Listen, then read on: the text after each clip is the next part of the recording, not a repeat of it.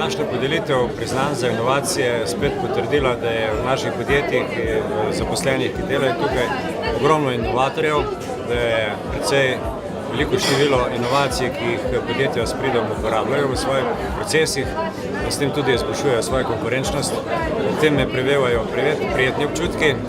Ja, zelo smo bili veseli, da so pacienti to inovacijo dobro sprejeli in na nek način se pacienti zelo dobro odzivajo na to, bolj so začeli skrbeti, se zavedati za svoje zdravje, mi pa lahko pravočasno ukrepamo v primeru, da prihaja do odstopanj. Še posebej smo bili zadovoljni takrat, ko smo lahko to predstavili našim kupcem in je bila to resnično rešitev, ki je pomenila skrajšanje časa in tudi prihranek pri denarju, pri transportu in pri montaži.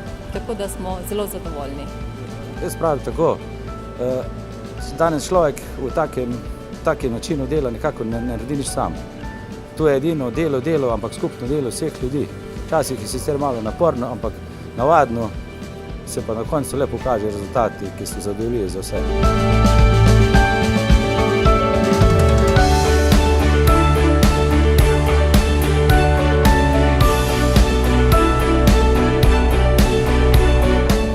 Kot zdravnica, pa tudi kot človek jim želim vsem, da skrbijo za zdrav slog življenja, da se gibljajo, da skrbijo za ustrezno telesno težo, uživajo zdravo hrano, da skrbijo za svojo sprostitev.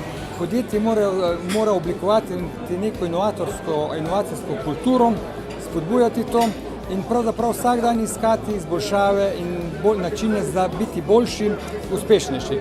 Tudi mi smo zelo veseli, da smo lahko bili gostitelji tega čudovitega dogodka, da smo celo Koroško predstavili tudi širši množici. Moj nasvet bi bil, naj nikoli ne odnehajo.